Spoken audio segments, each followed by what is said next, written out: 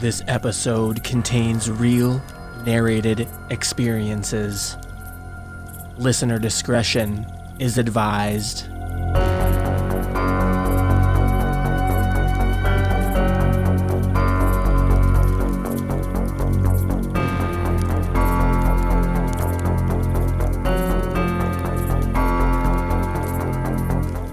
Good evening and welcome into Disturbed. I'm your host, Chad. This week, I'm bringing you 4 true horrifying tales that are primed for this spooky season. It's time to face your fears. So brace yourself for episode 24 of Disturbed.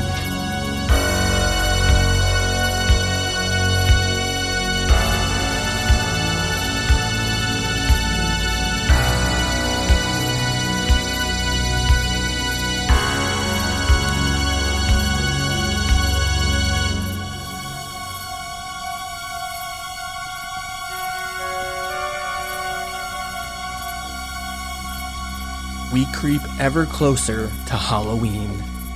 Of course, we'll be here the entire time, feeding you those true, terrifying tales. Tonight, our first experience comes courtesy of a Reddit user who prefers to remain anonymous. Narrating this story is our own Addison Peacock.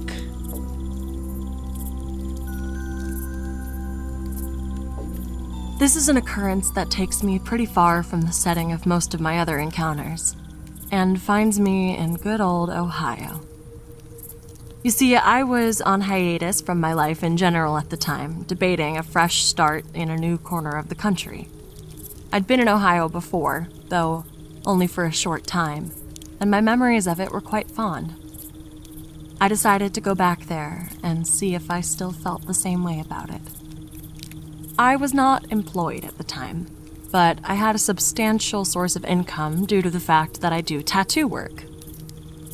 It was my tattoo work that allowed me to rent an extended stay motel room for the time being, and was unfortunately also the reason that this encounter came to pass. I'm going to cover this now to save questions later. I'm not a licensed tattoo artist, though that is soon to be changing, and was not licensed at this time in this state. I am, however, a good artist with excellent sanitation practices, as 2 people in my life are professional licensed artists and taught me everything I know. Back to the story. I got a text from somebody who had seen a post about my work. She said her name was Kimberly, and she was interested in getting something done. We talked a bit and compared schedules, all that fun stuff.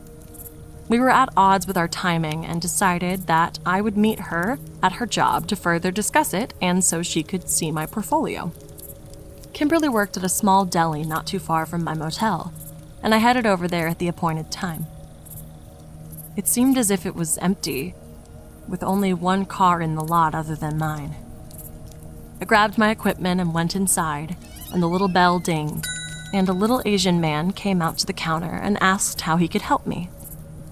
I said that I was looking for Kimberly and explained that I had business with her. He said, "Sure, hold on," and came out into the lobby area of the deli. Then he went over to the front door, pulled out his keys, and locked it. It was one of those doors that had no other locking mechanism, only the key. I couldn't have left without the key. It was needed both ways. Then he turned to me and he told me that he was Kimberly, and told me to sit down. I reached into my pocket for my phone and realized that I had left it in my car. Then I went to the door and tried it anyway. Of course, it wouldn't open. The whole time, Kimberly was staring at me with a smile. He told me again to sit down, so I did. I asked him why he had locked me in, and he said it was for our safety. I gave him the benefit of the doubt. He looked harmless, and we were in a bad part of town. He started talking about the tattoo, asking questions. He wanted to know if I could do portrait work, and I explained that I could, and that some of my portrait work was shown in the post he'd gotten my info from.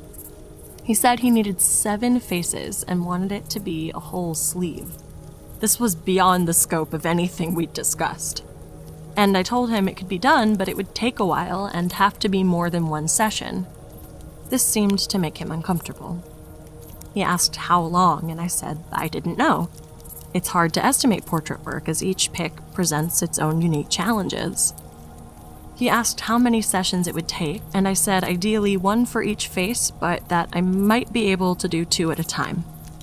Then I asked him who the people were, if they were family.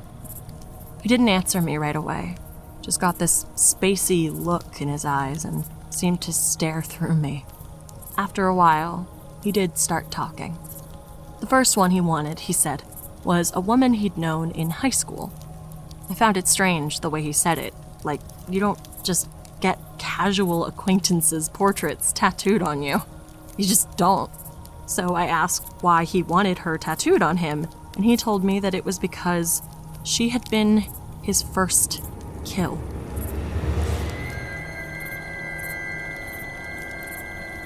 I just sat there in disbelief. Didn't even know what to say. He started talking again after a few minutes. He said that all of the people he wanted portraits of were people that he'd killed. He also said he'd killed more than that. Many more, but that these were his favorite ones. I didn't know whether or not to believe him, but given the situation I was in, I didn't really want to find out.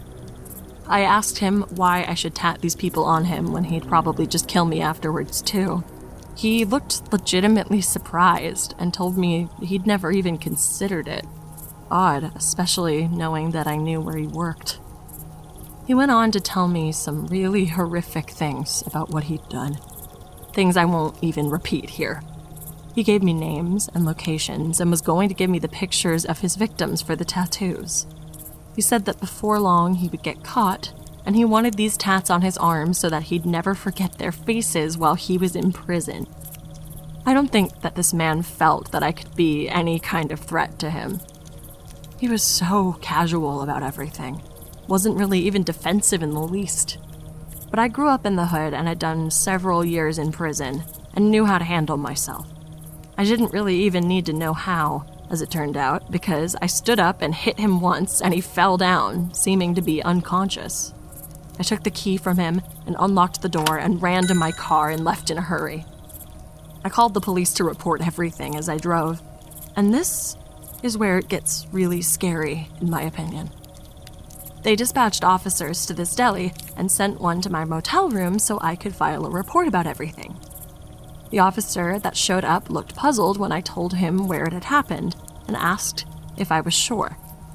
I said I was, and he told me that deli had been closed for a few weeks now because the owner had disappeared.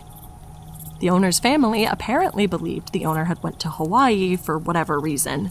I guess he'd told them before that he was thinking about it, but he hadn't been in touch, so they had reported him missing. I told him I was sure and that I had proof I still had the keys to the place. The cop went pale, looked pretty disturbed, but wouldn't say anything more about it. I gave him the keys, and he left. Later on, through means I can't mention here, I found out a few things that were pretty disturbing to me. One of them was that the owner's family hadn't been able to access the deli at all because it was locked up, and they had told the police that the owner had been the only person with keys. I never heard any more about it, but I did a little investigating of my own. I searched all of the names that he told me and got a few things from it. I can't be certain of these things, as they were unrelated to what happened. I got hits on 2 of the names. The first was a prostitute with several arrests for the prostitution. The arrests weren't in this area, but they hadn't been too far away either. The second was a similar story, but several drug charges and no prostitution, and like the other, she wasn't in the area, but wasn't far off either. No hits for missing people under those names at all, but a prostitute might not have anyone who would report them missing. Same with the narcotics woman. That or the people who would possibly report her missing assumed she was on a using binge somewhere and neglected to report her missing. I found nothing at all about the rest that seemed to be related. I don't know what I believe about all this, but I lean toward the possibility that this guy was dead serious. His demeanor, that vacant stare of his, him locking the deli up. His behavior practically screamed that something was wrong. I left Ohio very shortly after this happened and went home. I haven't been back there since.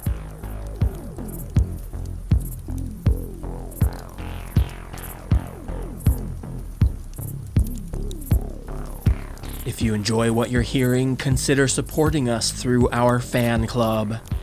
Members enjoy perks like shoutouts, early ad-free episodes, merch store discounts, and bonus episodes of Disturbing Calls.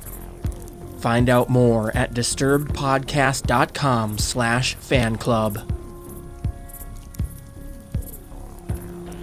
Now, folks, our next experience is not for the faint of heart and needs a major trigger warning. If you are sensitive to graphic domestic violence, you may want to skip ahead on this one. But there is a reason for this story, and lessons can be learned from it. This experience comes to us from Reddit user SassyPants5, with narration by our own Nichole Goodnight. And if by some chance you realize you're the lady referenced in this story and you're listening, please reach out. The Reddit user who posted this experience would like to get in touch with you.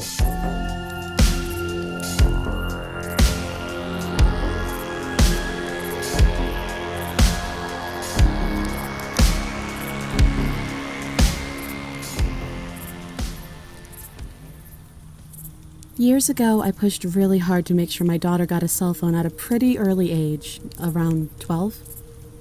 My former spouse did not really understand why this was such a big deal to me. I could not really explain it at the time, but I had a reason why I needed her to have a phone.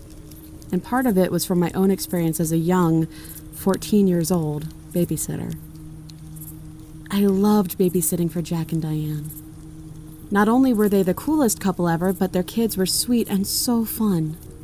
They had a little toddler boy, Matt, and John, the baby. Jack was a biker, and he often picked me up on his Harley, which was one of the most amazing things ever. And his wife loaned me a lot of her leather clothes to wear to rock concerts. They went out partying a lot and paid well. It was like a dream job. They were out clubbing that night. I had put Matt to bed and rocked John off to sleep. It was a cold night, so they had taken the Mercedes instead of the bike. It was so late. Even with checking on the sleeping kids regularly, I was getting sleepy. It was never an issue. They did not mind at all if I dozed off to sleep, which I did this night. I woke up with a start, heart pounding. I have no idea what woke me up. Neither of the kids woke up, and there was no noise, but for whatever reason, I was wide awake and terrified. I had just gotten my panic under control when I heard a car door slam shut. I looked out the window and saw they were home, so I went to open the front door. Diane came in, and one side of her face was horribly swollen and she was bleeding. Stupidly, I asked, "Did you get into a fight?" She raced past me to the phone at the dining room table and started dialing. It was an old tabletop style of phone. Jack came in next, flying past me and screaming. He grabbed the heavy phone receiver from her hand and bashed the side of her head. Blood splattered across the wall. He ripped the phone from the wall. She screamed back, holding her very bloody face. He smashed her head into the wall, and then she staggered, gushing blood into the bedroom out of sight. I heard more screaming and the ugly sounds of blows landing when she came tumbling out of the bedroom, thrown through the hallway into the crib, waking John. She crawled out of the room as he cried, and Jack dragged her into the hallway and screamed at the baby to shut up. I was terrified and did not know what to do, so I went and grabbed the baby, cuddling him and turning him away from the image of his dad, straddling his mom and choking her. The silence as he settled was almost scarier than the screaming. Was she dead? I got John settled again and came back out into the living room. I did not know what to do. Diane lay on the floor, broken, bleeding, barely recognizable, but somehow still breathing. Jack told me to sit down as he dialed a number on his cell phone. I slowly perched on the edge of the couch. Diane crawled to me then, gurgling words past the blood. She begged me to protect her babies. I just kept thinking that I was just a kid, too. Soon, a bunch of Jack's buddies were there. A few of them said they would take Diane to the hospital. Jack asked if I would stay with the kids. Diane started screaming if I stayed, he would rape and kill me. I said I just wanted to go home. One of the guys said he would call his wife to stay with the kids. They left with Diane. Jack looked at me and told me to get in the car. He would take me home.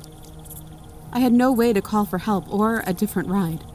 The whole way home, I just tried to stay calm. The turn to my street was at the bottom of a dip. We approached the turn as Jack kept telling me how he did not want to go back to prison, how he would do anything not to go back to prison. I kept nodding and agreeing as he took his foot off the brake and drove past the turn. I looked at him horrified. I just want to talk. I need to calm down before I go home to my kids, okay? He said. We ended up at an all-night donut shop. He had a coffee and donut, got me something, and spent more than the next hour telling me how he was not a bad guy. Prison had changed him. I was less than 5 kilometers from my home, but no way to call for help, and no one knew where I was. I just tried to be supportive and agreed with everything he said. He paid me $50, which was a lot for back then. Finally, we got back into the car and he drove me home. It was one of the longest nights ever. I woke up to a police cruiser outside my house. Diane refused to press charges. About a week later, I got a letter from her apologizing for everything, taking all of the blame. Sometimes I wonder if she left before he killed her. I wonder if those sweet kids grew up to be good people. So that is one reason why I made sure my daughter had a way to call for help.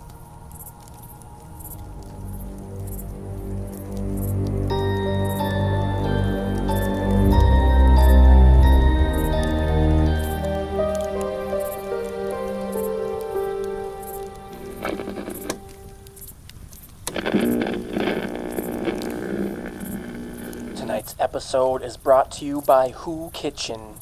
Who is a family-founded chocolate and snacking company focused on creating products that match ultra-simple ingredients with unbeatable taste.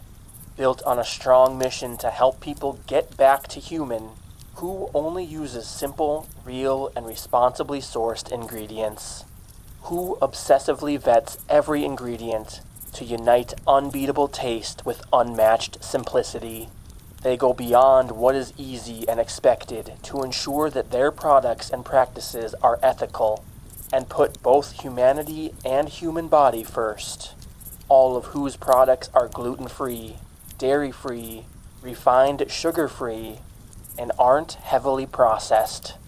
Use code POD for 15% off your next purchase at whokitchen.com. That's code POD, P-O-D, for 15% off at hukitchen.com.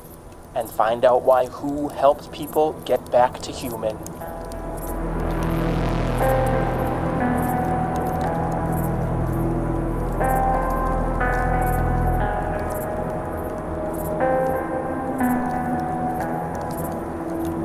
Now, the internet can be a tool for many things.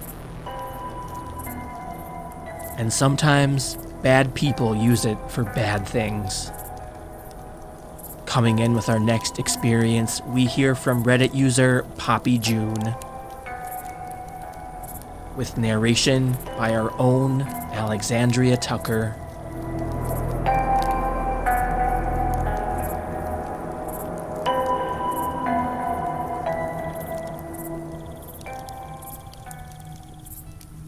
For context, I, a 20-year-old female, started an OnlyFans account over the summer to support myself through school, and things were great until I posted my Amazon wishlist. Amazon doesn't release your address to people who gift you items, but third-party sellers can, and that's where I went wrong. In late July, I got a puppy.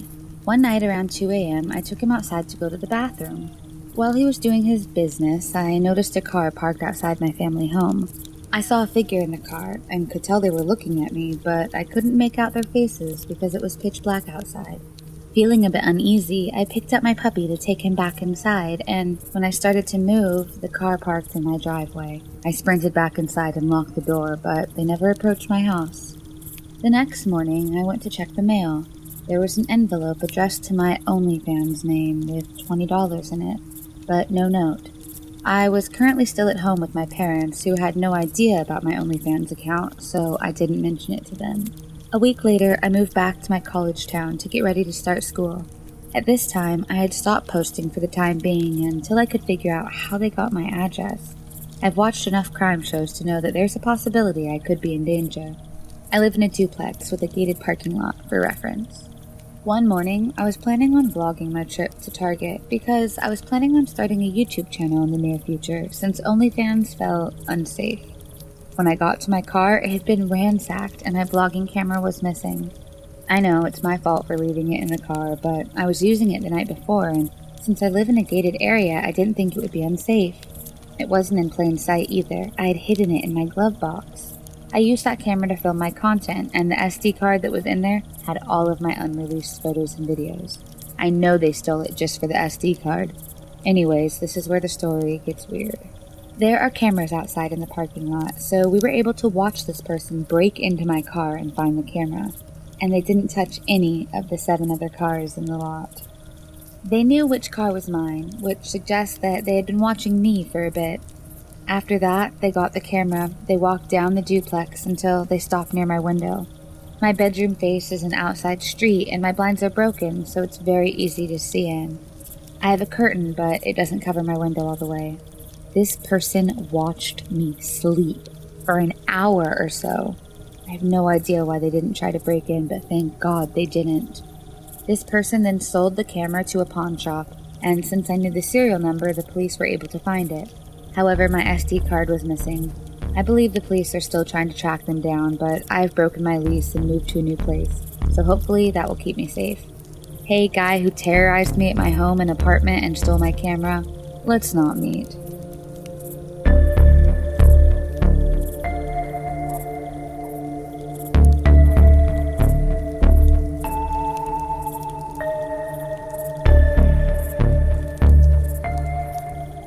And here we are, nearing the end of this week's episode. But before we go, I want to take you to another timeline, quite literally, with Reddit user alexsangthat, and I'm proud to introduce our newest narrator, Caraline Sweet.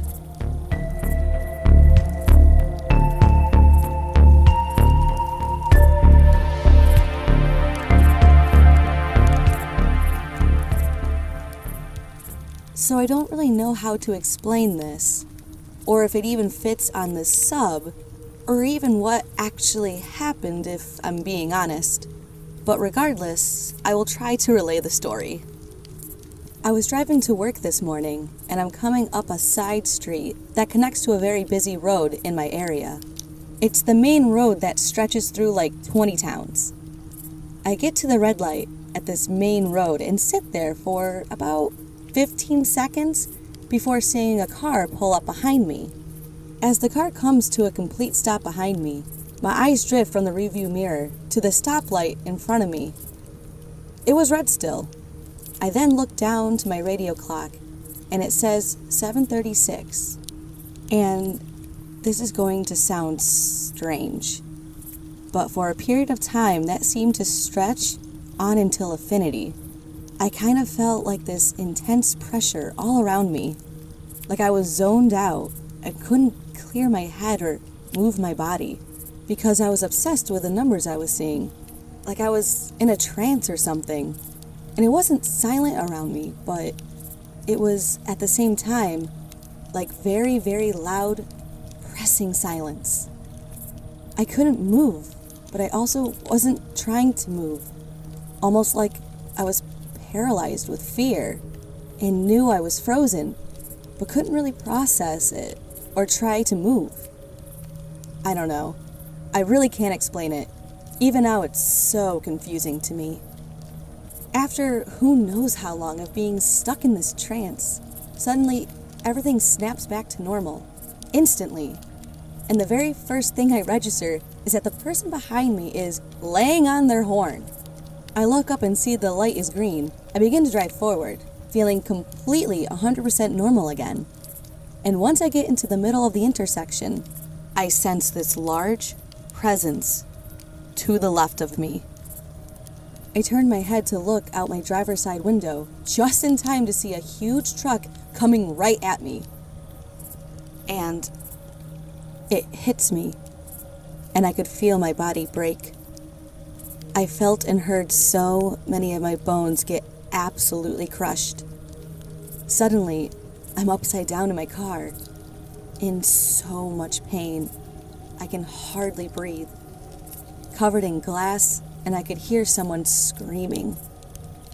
The last thing I remember before I passed out, about 10 seconds later, was seeing cop lights and distinctly thinking to myself, wow, how did they get here so fast? The next thing I remember, I opened my eyes at the red light.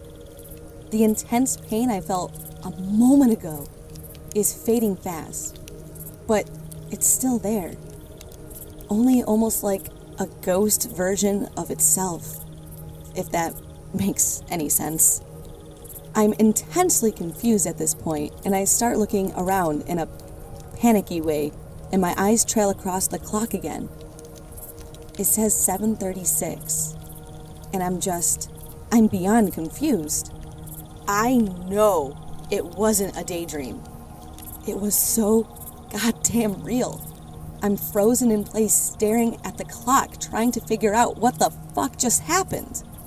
After about 5-10 seconds, I hear the person behind me start to beep at me, but I'm shaking and about to cry, and I'm so overwhelmed with leftover fear that I can't even react to it.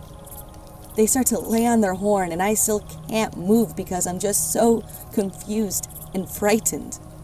Now, at this point, I was starting to calm myself down and trying to rationalize what happened.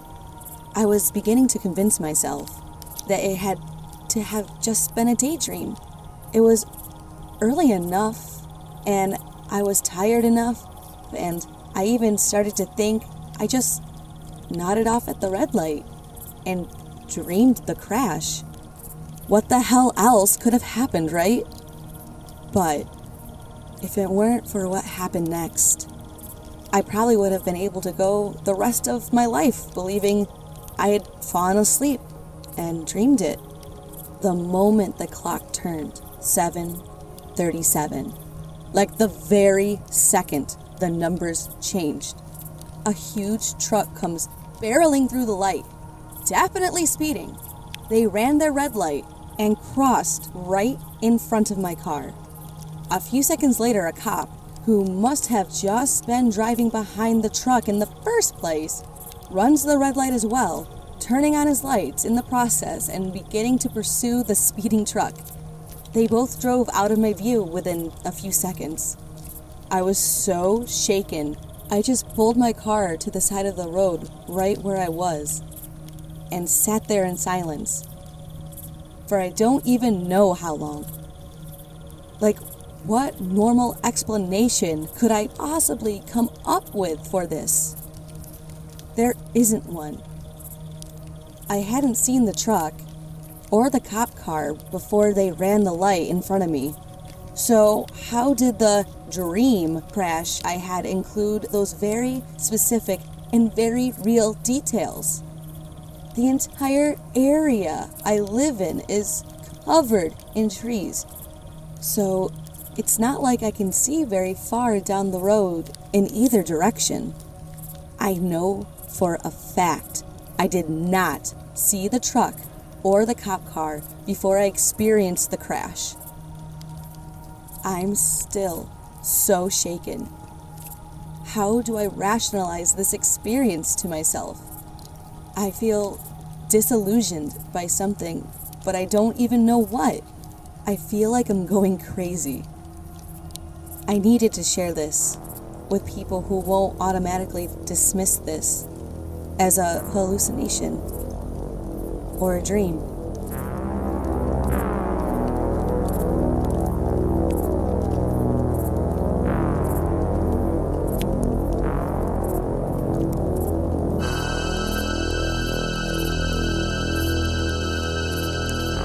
Fan club members at the Platinum $10 level are receiving their additional bonus story right about here in the podcast. To get that little extra fix in every episode, you can join the fan club at the Platinum level right now at disturbedpodcast.com/fan club. If you've enjoyed this episode of Disturbed, the best thing you can do is subscribe wherever you're listening. Leave us a rating and review, and tell a few friends about us. All of these things help new people discover the podcast and keeps us growing. It's all greatly appreciated. If you want to ditch the ads and get some bonus episodes, hop in our fan club at disturbedpodcast.com/fan club. That electrifyingly scary score you heard in this episode comes courtesy of Kevin Hartnell and White Bat Audio, with additional production and editing by yours truly. Special thanks to all the contributing narrators and submitters of these stories. You'll find all the relevant links in the show notes. You can see more info on our website, disturbedpodcast.com. Find us on Facebook and Instagram at Disturbed Podcast, and on Twitter at Disturbed_pod to stay up to date with all the latest Disturbed news. And don't forget to go subscribe to our YouTube channel. Just search Disturbed Podcast. And shoot us a text at 701-354-3667. Let us know what you think of the podcast and where you're listening from. We'll be back next week with a brand new episode. Stay safe out there, y'all.